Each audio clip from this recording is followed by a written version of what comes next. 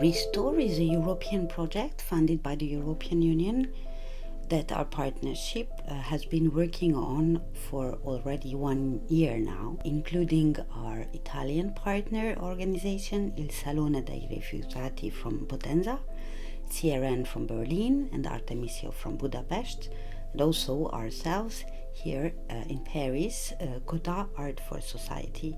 RE-STOR is a method to set up recycling and upcycling creative workshops based on a specific pattern that consists of a discovery phase and a creative phase, and includes also digital tools in both phases. In this project, recycling is understood in a larger sense, not only meaning that we recycle materials. We gave the term recycling three different significations. So first of all, of course, we upcycle and recycle materials, but also we understand recycling as a method to rediscover and to reuse cultural heritage and visual heritage, patterns, images, and so on, and also in the sense of recycling skills. So during the workshops, participants are encouraged to rediscover their skills that has not been that much valorized before.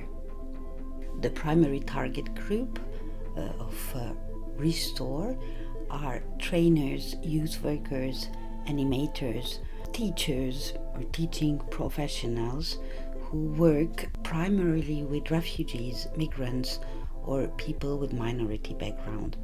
But the particularity of RE-STOR's method that it can be easily adapted to other publics as well, such as people with mental diseases or physical handicaps.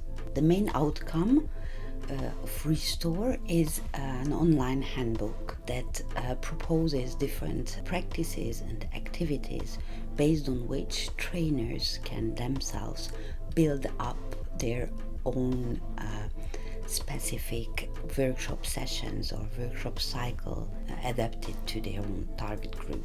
Users can discover different practices, for instance, for the discovery phase, which is closely linked to the creative phase, aiming at deepening and at a better understanding of the newly discovered experience during the discovery phase, that can consist of a walk in the city, on the beach, in a park, in a forest, or of a visit of an exhibition or a museum. In the practical or creative phase, we propose different techniques aiming at either recycling materials to awake awareness about environmental issues, or recycling visual material that the participants have discovered. And all this by using different digital tools. The camera, for instance, using the macro mode to discover the texture of different materials, or we collect images. And in the creative phase, we also use digital tools. We can create virtual exhibition rooms, or we animate images through the stop-motion technique. RE-STOR is a collection of different practices and activities proposed by our 4 partner organizations. The members of our organizations gathered together and shared their own different activities linked to visual expression or visual arts. They proposed either activities that they already use within their programs and projects, or new activities adapted to the objectives of the RE-STOR project. Then we all tried out together these methods, and all together approximately 30 methods, on which we based 4 different programs of local workshops that were aiming at testing the method directly with our different target groups. So some of us work with people with minority background, others with people with refugee background, or also people with mental diseases. Then these workshops have been documented and described verbally and visually. We document it through videos, video descriptions, photos, and so on. And these workshop experiences serve as examples to the RE-STOR method that you can visit and follow on the RE-STOR website. Then we also propose different paths within this structure of the discovery phase and the creative phase, and how to combine them with different digital methods and tools. But we suggest the creative use of this handbook and the website, where trainers who are looking for techniques and ideas to set up these recycling creative workshops can build up their own path picking up different activities from different parts. The RE-STOR project or a RE-STOR workshop can have multiple objectives, and the trainers can also build up their own workshops that correspond their specific objectives and needs of their own target group. For instance, if the objective is to awake awareness about environmental issues, for instance, a trainer can pick up an activity of the discovery phase, which consists of taking a walk in a forest, gathering things there and reusing them to create small artworks. Another objective might be also to improve a participatory attitude within the city or the neighborhood.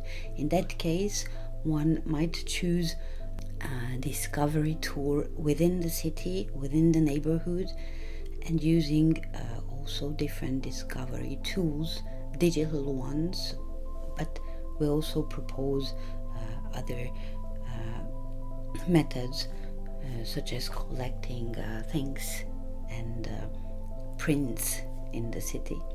Another objective might be also to help people to rediscover their own cultural heritage or local cultural heritage, or both at the same time, so that they can communicate through it, communicate about their own culture, our cultural references through extra linguistic tools.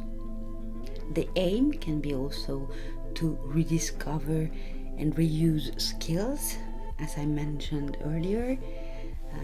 In that case, you might put the accent on the creative phase, where you propose techniques that the participants are already familiar with. The main objective can be also the use of digital tools, so in that case the final product of this discovery and creative part will be a digital creation, such as a stop motion movie. The creative workshops participants often consider these sessions as a kind of art therapy, while they get into the flow of creation and they forget about their everyday problems and difficulties for a while. Just like the project in general, based on the partnership of different organizations sharing their ideas and practices, while we share techniques within the workshops, it functions in like a kind of chain as well. So people who participate to the workshop, very often their first reaction is that they want to share them immediately afterwards with their own community. For instance, if we work with women, their first idea will be to share the technique they learn with their children, but it can be also other members of their families or their communities.